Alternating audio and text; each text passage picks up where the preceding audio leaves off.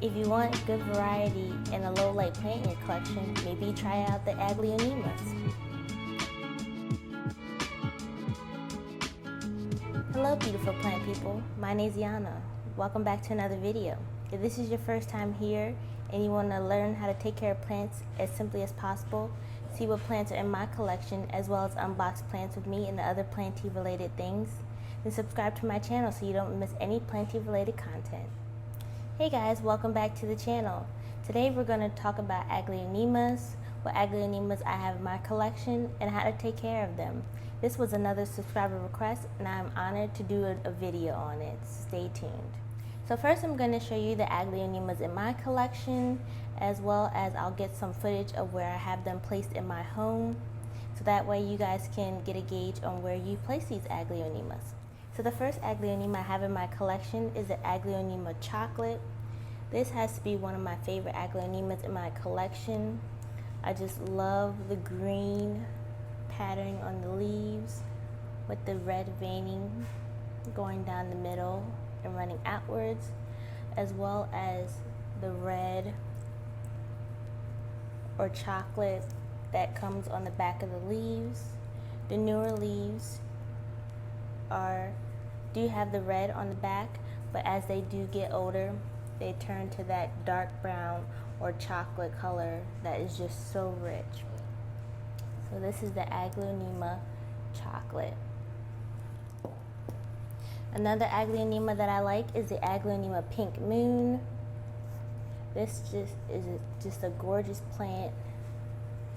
It has polka dots going down the side of the leaves and a nice pink stripe that goes down the middle. This is just a very pretty plant. I used to have a bigger one of these, but it died while I was moving, so I had to go and find a smaller version. These are not as easy to find as the other varieties that I will show you. I ended up getting this one off of Etsy, but it's just such a pretty plant. And you can see there's varying degrees of pink, and that is due to the amount of light that this plant receives. Another one is the Aglaonema Ayana. This one can be found at Lowe's or Home Depot. It's just such a pretty plant. There's always a variation of pink and red leaves. As the plant receives more light, the leaves do come in more pink, as you see there. If you give it less light, you'll get leaves like this. But either way, this plant is just very gorgeous. So as you can see, there's a lot of variation in the Aglaonema family. This is another one, the Aglaonema Cutlass. But I love how it has these thin, long leaves. Aglaonema Sparkling Sarah, another one that you can find at Lowe's or Home Depot. Also a very pretty plant. You can see that there's a pattern. If you give them more light in the brighter varieties, you get more of the color. This is the Aglaonema Lucky Red. This is the one Aglaonema in my collection that just gives me a really hard time, and I'm not sure if it's because it's the smallest and it had the smallest root system, but this one is really pretty. I'm really trying to grow this one out because it will be a stunner. But there's the Lucky Red. And lastly, I have the Silver Stripes, which is kind of hard to show.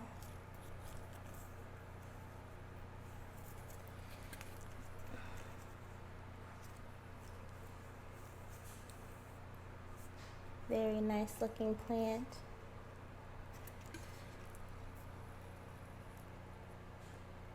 There we go.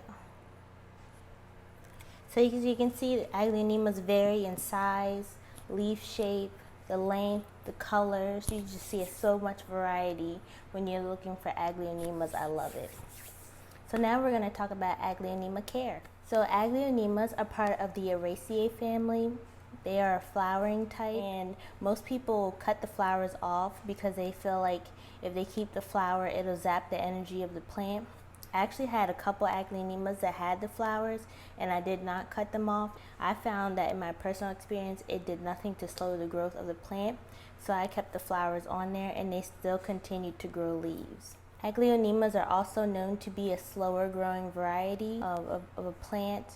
I don't find this particularly truthful, but I do keep mine in more light, so maybe that's another reason why. I feel like I get a leaf every 2 weeks to a month, so I feel like as a growing variety that's not very slow as compared to other plants that do grow a lot slower, like a snake plant or a ZZ plant. These plants are beginner friendly plants. I would recommend them to beginners if you wanted to start out your plant collection.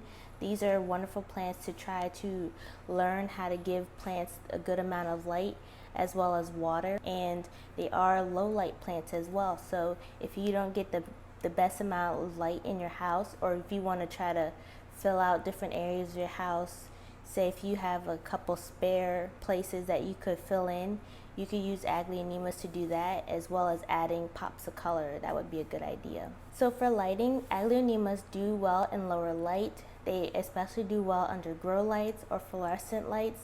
So those fluorescent lights are the lights that are typically in like office buildings and office spaces. So these would make perfect office plants if you wanted to have a couple plants on your desk at work. The green varieties typically do better in the lower levels of light, while if you have a brighter variety, say the Lucky Red, you would have to give that plant a little bit more light just to maintain the bright coloring on the leaves and to even continue getting more bright leaves. So I would push that one closer to the window, but not in the window, or put it under a grow light, things like that. For watering Aglaonemas, a lot of websites say to keep your Aglaonemas moist during the growing season, so the spring and summer, or they say to water the Aglaonema sterilely. However, I found that in keeping Aglaonemas in my own collection, this did not work out for me. Every time I watered my plants thoroughly and I waited for the water to drain through the bottom of the pot, I always had yellow leaves develop, the next day or the next couple of days. So what I do with my Aglaonema is I will wait till they dry, and so when the moisture meter reads at a 0, I will then go ahead and water the Aglaonema until the moisture meter goes to a 4 or a 5, and I will stop. I don't keep going until it goes to the wet range. I don't keep going until the water drains through the pot. I just stop until it hits the moist level, and then I stop. I water my Aglaonemas weekly, but I do not water them thoroughly. For fertilizer, Aglaonemas aren't big feeders, so you can just fertilize them every 2 weeks if you wanted to. If that's how your feeding schedule goes, you can feed them full strength every 2 weeks or even once a month. However, since all of my plants are being fed on the same schedule, I just feed a weaker solution every time I water, and that just helps me remember what my schedule is. That way I don't have to have a different schedule for all of my plants.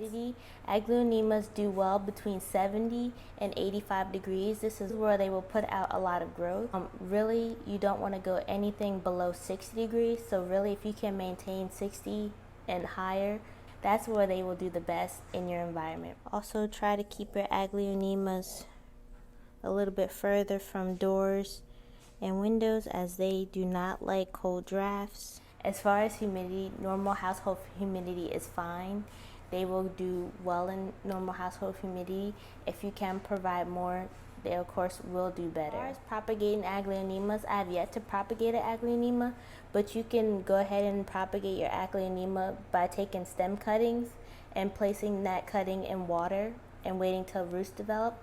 Or you can go ahead, if you have a bigger plant and you have multiple stems in the pot, you can go ahead and just divide these and separate them and place this in its own pot, and that's how you would propagate the plant.